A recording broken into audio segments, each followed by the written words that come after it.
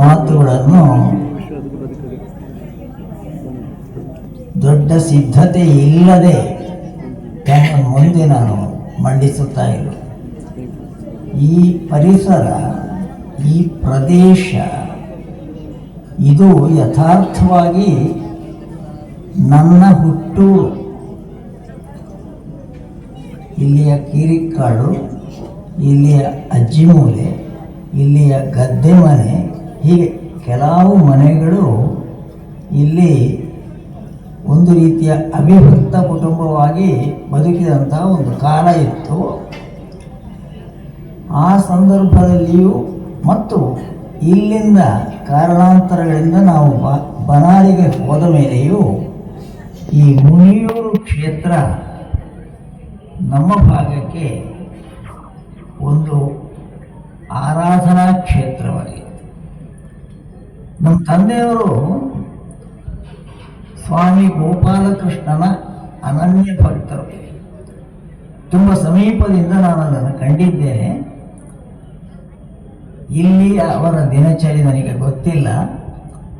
ನಾನು 4 ವರ್ಷ ಪ್ರಾಯದವನಿದ್ದಾಗ ನಾವು ಬನಾರಿಗೆ ಹೋಗಿದ್ದೇವೆ. ಆದರೆ ಅಲ್ಲಿ ಅವರ ದಿನಚರಿಯನ್ನು ಬಹಳ ಸಮೀಪದಿಂದ ನಾನು ನೋಡುತ್ತಾ ಇದ್ದೆ. ಗೀತಾ ಪಾರಾಯಣ ಮಾಡದೆ ಅದು ಪ್ರಾರಂಭವಾಗುವುದಿಲ್ಲ. ಪ್ರತಿನಿತ್ಯ ಇದನ್ನು ಒಂದು ವ್ರತದಂತೆ ತಂದೆಯವರು ಬದುಕಿನ ಉದ್ದಕ್ಕೂ ಪಾಲಿಸುತ್ತಾ ಬಂದಾಗ ಅದು ಒಂದು ರೀತಿಯ ಅವ್ಯಕ್ತ ಶಕ್ತಿಯಾಗಿ ನಮ್ಮ ಮೇಲೆ ಪ್ರಭಾವವನ್ನು ಬೀರಿರಬೇಕು.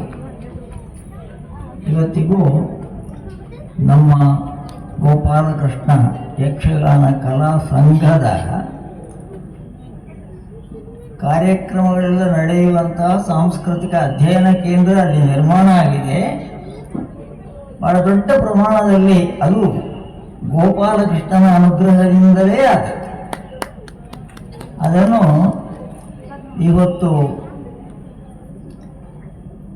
ಅಲ್ಲಿಯ ಯಾವ ಕಾರ್ಯಕ್ರಮವೇ ಇದ್ದರೂ ನಾವು ಒಂದು ಕಿಂಚಿತ್ ಕಾಣಿಕೆಯನ್ನು ಈ ಮುನಿಯೂರು ಕ್ಷೇತ್ರಕ್ಕೆ ಸಮರ್ಪಿಸ್ತೇವೆ.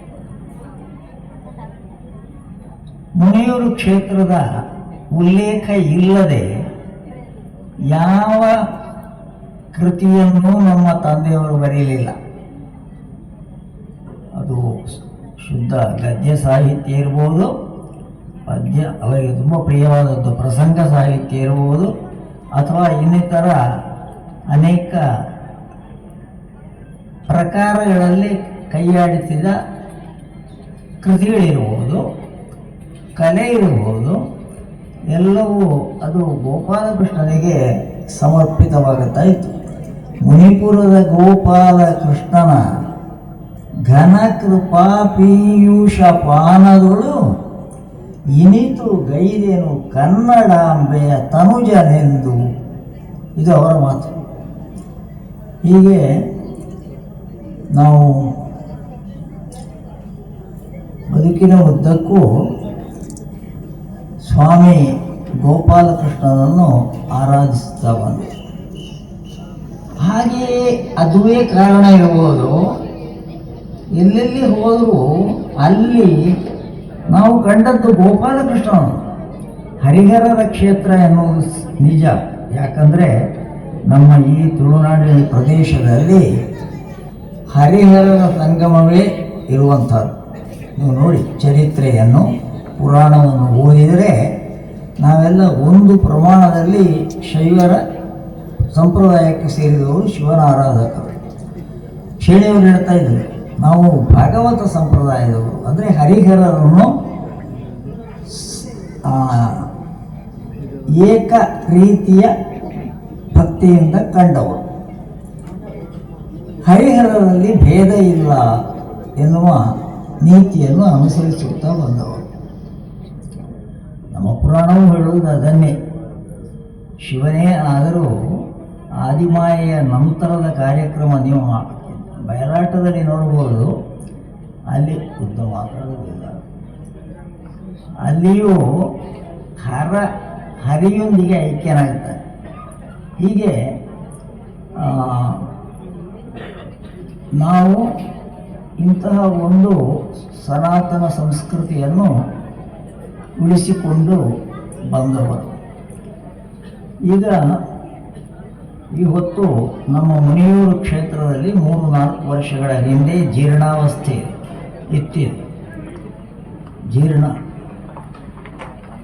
ಆ ಜೀರ್ಣಾವಸ್ಥೆಯನ್ನು ಹೋಗಲಾಡಿಸಿ ಪುನರ್ ನಿರ್ಮಾಣವನ್ನು ಮಾಡುವಂಥ ಒಂದು ಸಂಕಲ್ಪವನ್ನು ಮಾಡಿದ್ದು ಪೂಜ್ಯ ಸ್ವಾಮೀಜಿಯವರ ಸಾನ್ನಿಧ್ಯ ಇತ್ತು ಎನ್ನುವುದು ನನ್ನ ಬಲವಾದ ನಂಬಿಕೆ. ಅವರ ಪೂರ್ಣಾನುಗ್ರಹದಿಂದ ಪ್ರಾರಂಭವಾದಂತಹ ಈ ಕಾರ್ಯಕ್ರಮ ನಮ್ಮ ಡಾಕ್ಟರ್ ಕಳೆಯತ್ತೋಡಿಯವರು ಹೇಳಿದ ಹಾಗೆ ಸ್ವಾಮಿಯನ್ನು ಅರ್ಥಾತ್ ಗೋಪಾಲಕೃಷ್ಣ ದೇವರನ್ನು ಬಾಲಾಲಯದಿಂದ ಮೂಲಾಲಯಕ್ಕೆ ಕೊಂಡೊಯ್ಯುವ ಒಂದು ಸಿದ್ಧತೆಗೆ ನಾವು ಬಂದಿದ್ದೇವೆ. ಇದು ನಿಜವಾಗಿಯೂ ನಾವೆಲ್ಲ ಭಕ್ತ ಮಹಾಜನರು ಪುಲಕೋತ್ಸವದ ಹರ್ಷ ಅಂದರೆ ಇದು ಅಂತ ನಾನು ಹೇಳೋದು. ಯಾಕಂದರೆ ಇದನ್ನು ಕಾಣುವಂಥ ಒಂದು ಭಾಗ್ಯ ಬಂತು ನೋಡಿ. 3-4 ವರ್ಷ ಕೆಲವೊಮ್ಮೆ ಇದು ಬಹಳ ನಿಧಾನಗತಿಯಲ್ಲಿ, ಕೆಲವೊಮ್ಮೆ ತೀವ್ರಗತಿಯಲ್ಲಿ ಹೀಗೆ ಮುಂದುವರಿಯುತ್ತಾ ಹೋಗುವಾಗ ಅನೇಕ ಪ್ರತಿಕೂಲಗಳು ಒದಗಿರಬಹುದು, ಅನಿರೀಕ್ಷಿತಗಳು ಸಂಭವಿಸಿರಬಹುದು. ಏನೇ ಇದ್ದರೂ ಈ ದಿವಸ ಈ ಬ್ರಹ್ಮಕಲಶೋತ್ಸವದ ಸಂದರ್ಭದಲ್ಲಿ ದೇವರ ಆರಾಧನೆಯನ್ನು ಮಾಡುವಂತಹ ಒಂದು ದೊಡ್ಡ ಭಾಗ್ಯ ನಮಗೆ ಪ್ರಾಪ್ತವಾಗಿದೆ. ನಾನು ನಿನ್ನೆ ಯೋಚಿಸುತ್ತಾ ಇರುವಾಗ ಬಂದಂತಹ 2 ಕಾವ್ಯದ ಸಾಲುಗಳನ್ನು ತಮ್ಮ ಮುಂದೆ ಓದ್ತೇನೆ. ತಡ ಆಗಲಿಕ್ಕಿಲ್ಲ ಅಂತ ಭಾವಿಸ್ತೇನೆ ನಾನು. ನೋಡಿ, ಮೊದಲಿಗೆ ಕೃಷ್ಣ. ನಾನು ಆಗಲೇ ಒಂದು ಮಾತು ಹೇಳಿದೆ, ನಾವು ಹೋದಲ್ಲೆಲ್ಲ ಕೃಷ್ಣನನ್ನು ಕಂಡಿದ್ದೇವೆ. ಎಲ್ಲಿ ನೋಡಲು ಕೃಷ್ಣ, ಇಲ್ಲಿ ನೋಡಲು ಕೃಷ್ಣ, ಅಲ್ಲಿ ನೋಡಲು ಕೃಷ್ಣ, ಎಲ್ಲೆಲ್ಲಿ ನೋಡಿದರು ಕೃಷ್ಣ ಕೃಷ್ಣ. ಇದು ಯಾರು ನಾನು ಆಡಿದ್ದಲ್ಲ. ಪೂಜ್ಯ ಬ್ರಹ್ಮೈಕ್ಯ ಶ್ರೀ ಶ್ರೀ ಕೇಶವಾನಂದ ಭಾರತಿ ಸ್ವಾಮೀಜಿಯವರು ಅವರ ಒಂದು ಕೃಷ್ಣನ ಆರಾಧನೆ ಅಂದರೆ ಸರ್ವ ಸಮರ್ಪಿತವಾದಂತಹ ಬದುಕು. ಅದರಲ್ಲಿ ಏನೇನು ಅವರು ರಾಜ್ಯ ಮಾಡಿಕೊಳ್ಳುವ ಪ್ರಶ್ನೆಯೇ ಇರಲಿಲ್ಲ. ಕೃಷ್ಣ ಕೃಷ್ಣ. ಅದಕ್ಕೆ ಅನೇಕ ಉದಾಹರಣೆಗಳನ್ನು ಕೊಡುವುದರಲ್ಲಿ ಅದನ್ನು ಮಾತಾಡೋದಿಲ್ಲ ನಾನು. ನಂದ ಕಂದ ಮುಕುಂದ ನಿತ್ಯಾನಂದ ಸದ್ಗುಣ ವೃಂದ ವರ ಗೋವಿಂದ ಸಲಹೆಂದೆನುತ ನಿನ್ನನು ಪಾಡುವೆನು ನಿರತ. ಕೃಷ್ಣನ ಬಗ್ಗೆ ಅಂದು ದೇವಕಿಯುದರದಲ್ಲಿ ನೀ ಬಂದು ಕಂಸನ ಕೊಂದು ಲೋಕಕ್ಕೆ ತಂದೆಯಲ್ಲ ತಂದೆ ಗರುಷವ ಸುಖವ ಕೊಡು ನಿರತ. ಆಮೇಲೆ ಈ ದಿವಸ ನಾನು ಅನುಭವಿಸಿದ್ದನ್ನು ನಿನ್ನೆ ಬರಲಿದ್ದು 1-2 ಸಾಲುಗಳನ್ನು ಓದ್ತೇನೆ. ಬ್ರಹ್ಮಕಲಶೋತ್ಸವದ ಭಾಗ್ಯವ ಬಣ್ಣಿಸಲ್ ಕಸದಳವು ಕಣ್ಣಿನ ಪುಣ್ಯವಿದು ನೀವು ಬನ್ನಿ ಶ್ರೀ ಕ್ಷೇತ್ರಕ್ಕೆ ತಲೆವಾಗಿ. ಎಲ್ಲರನ್ನು ನಾವು ಬೆಳೆದು ಬನ್ನಿ ಬನ್ನಿ ಬನ್ನಿ. ಚಿನ್ಮಯಾತ್ಮಕ ಮುನಿಪುರೇಶನ ತನ್ಮಯತೆಯಂ ನೋಡಿ ಮನದಲ್ಲಿ ಧನ್ಯರಾಗಿರಿ ದುಷ್ಟಶಕ್ತಿಗಳಿಂದ ಪಾರಾಗಿ. ಕೊನೆಯ ಸಾಲು ಅದರ ಇತಿಹಾಸವನ್ನು ತಾವು ಗಮನಿಸಿರ್ಬೋದು. 2000 ವರ್ಷಗಳ ಇತಿಹಾಸ ಉಂಟು ಈ ಕ್ಷೇತ್ರಕ್ಕೆ. ಅದನ್ನು ತಾವು ಓದ್ಬೋದು, ನೋಡ್ಬೋದು. ಮುನಿವರೇಣ್ಯರು ಜಪಿಸಿ ತಪಿಸಿದ ಪುಣ್ಯಮೂರ್ತಿ ಕೃಷ್ಣ ಸೆರೆಮನೆಯನ್ನೇ ಬೆಳಗಿದ ಕಾರಿರುಳ ಗಾಢಾಂಧಕಾರದಲ್ಲಿ ನಾಗಶಯನಗೆ ದಾರಿ ತೋರಿದ ನಾಗ ಪನ್ನಗ ಮಹಿಮನೆ ತಾನಾಗ ಹೆಡೆಯಂ ಕೊಡೆ ಹಿಡಿಯುತ್ತಾ ತಾನಾಗ ಹೆಡೆಯಂ ಕೊಡೆ ಹಿಡಿಯುತ್ತಾ ಬಾಲಕೃಷ್ಣಂಗೆ ಮುನಿಪುರ ಕೃಷ್ಣಂಗೆ.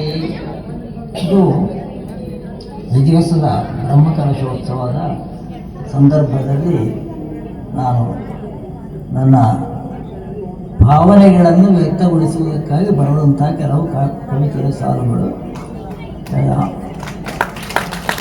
ಮುಖ್ಯವಾಗಿ ನನಗೆ ಭಾಳ ಸಂತೋಷ ಅಂದರೆ ಎಷ್ಟು ಜನ ನೋಡಿ, ಯಾವುದೇ ರೀತಿಯ ಪ್ರಚಾರದ ಆಸೆಯೂ ಇಲ್ಲದೆ ಯಾರು ಕೊಟ್ಟಿದ್ದಾರೆ ಅಂತ ಯಾರಿಗೂ ಪ್ರಾಯಶಃ ಗೊತ್ತಿಲ್ಲ, ಅದು ಬಿಡಿ ಸ್ವಯಂ ಪ್ರೇರಣೆಯಿಂದ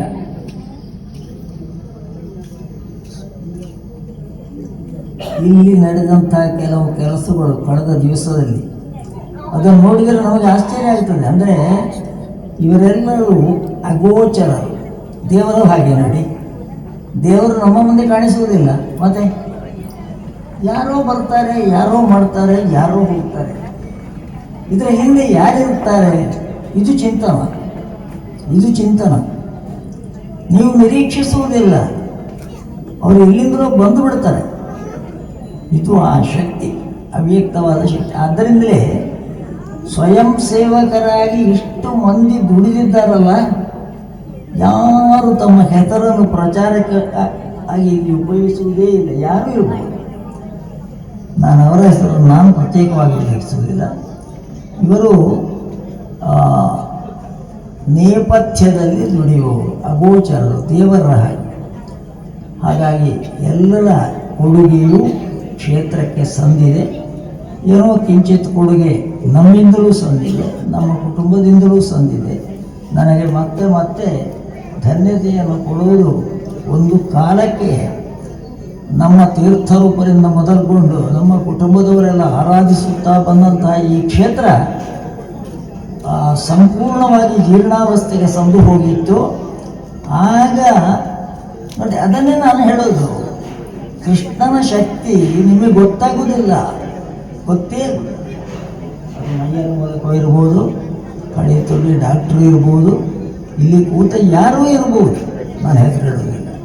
ಹಾಗಾಗಿ ಈ ಮಹತ್ ಕಾರ್ಯದಲ್ಲಿ ಕೈ ಜೋಡಿಸಿದ ಎಲ್ಲರಿಗೂ ನಾನು ವೈಯಕ್ತಿಕವಾದ ಧನ್ಯವಾದಗಳನ್ನು ಹೇಳುತ್ತೇನೆ. ಈ ಸಂದರ್ಭದಲ್ಲಿ ಮತ್ತೆ ನಾನು ಪೂಜ್ಯ ಸ್ವಾಮೀಜಿಯವರಿಗೆ ಅವರ ದಟ್ಟವಾದ ಕಾರ್ಯಕ್ರಮಗಳ ಮಧ್ಯೆ ಕ್ಲಪ್ತವಾದ ಸಮಯಕ್ಕೆ ಬಂದು ಸಮಯೋಚಿತವಾದ ಮಾತುಗಳಿಂದ ಆಶೀರ್ವಚನವನ್ನು ನೀಡಿ, ಇದು ಎಲ್ಲ ಪೂಜ್ಯ ಬ್ರಹ್ಮೈಕ್ಯ ಶ್ರೀ ಕೇಶವಾನಂದ ಭಾರತಿಯವರು ಎಷ್ಟೋ ಸಲ ಹೇಳಿ